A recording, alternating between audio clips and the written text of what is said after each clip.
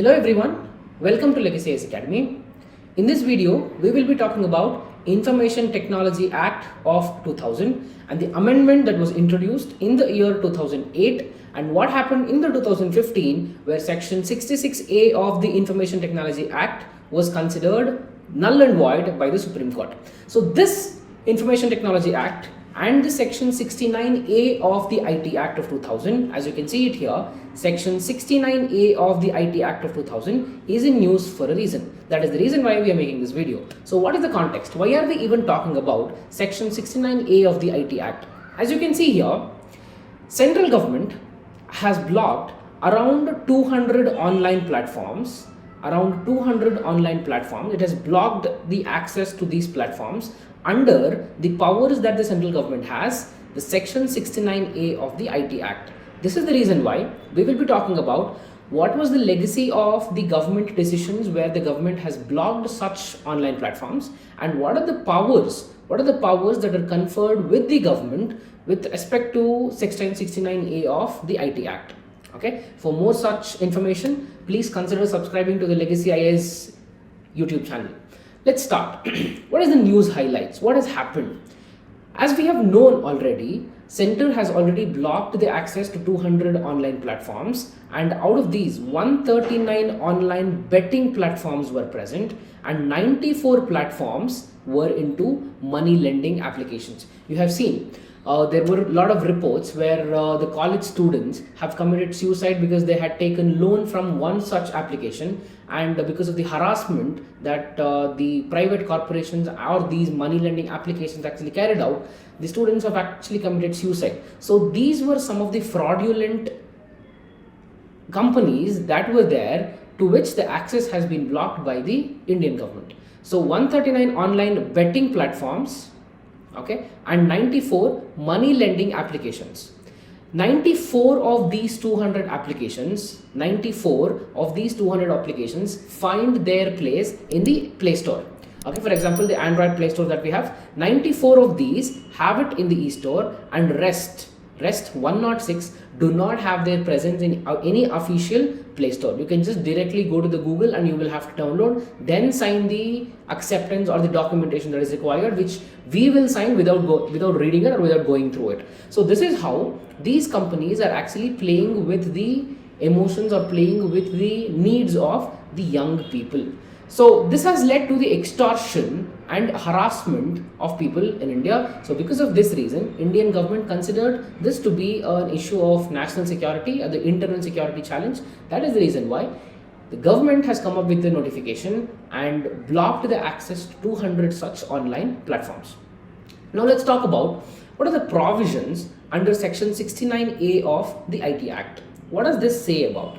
See, very important provision of the section 69A of the IT Act, and this can become also important from the prelims point of view for 2023. May 28th, 2023 is when you will be writing, most of you will be writing your prelims exam. So based on this topic, section 69A of the IT Act, the statement 1, okay, you can get a statement like section 69A of the IT Act gives powers only to the central government, where the central government can block the information based on the internet service providers.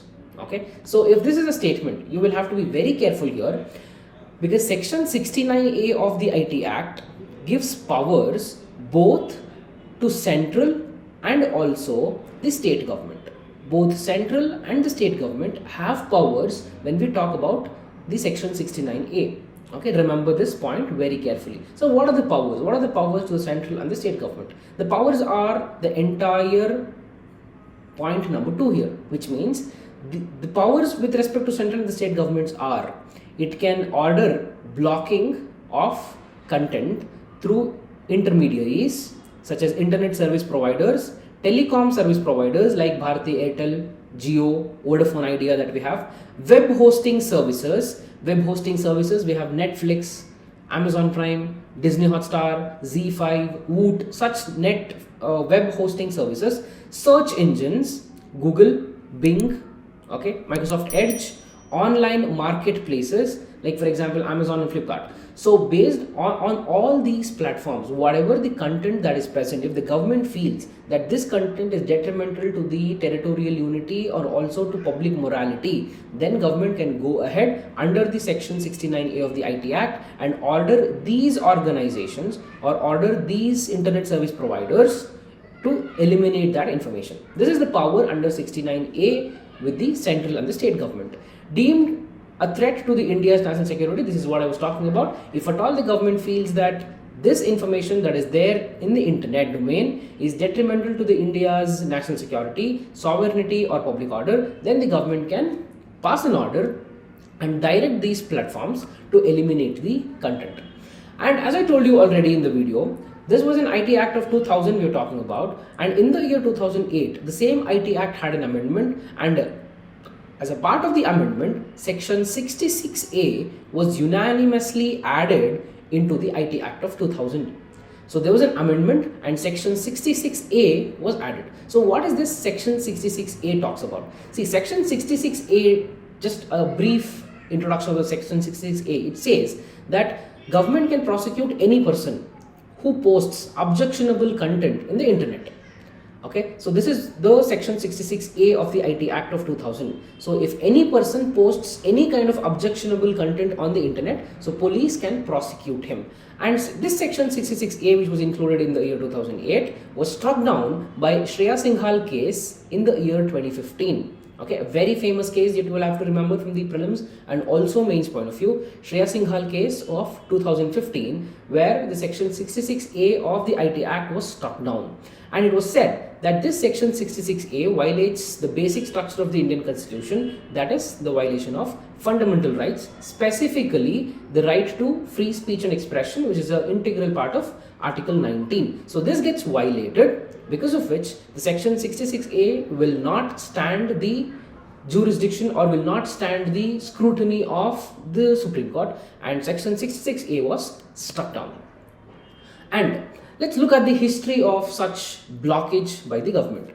29 June 2020, when the COVID-19 was at peak, this was the time when India and China had border skirmish happening. So this was a time when Ministry of Information and Technology banned 69 apps, and one such famous app that got banned in India was TikTok and Share It. Okay, these were very widely used by the Indian consumers. So TikTok and Share It got banned 2020. Fast forward to September 2020, we're talking about, the Indian government passed a resolution, passed an order and said, we are again blocking 118 apps. And this notification included a very famous video game platform that was operating, that was very popular amongst the Indian youth, that was PUBG. Okay, so this is not the first time that the government has come up with such banning. So it has been there from a couple of years. So what government usually looks at when it comes out with an order is that whether this particular platform or an online gaming platform or some money lending platform, is it fraudulent? Or what is the business operation that's there? Is it detrimental to the India's national security? Is it gathering information which violates the right to privacy, which is an integral part of the Article 19 again after the Puttaswamy case? So all these conditions will be validated, and only then the government will come up with an order to ban such online application or a platform. For more such enlightening videos, consider subscribing to the Legacy IAS Academy. Have a nice day. Thank you.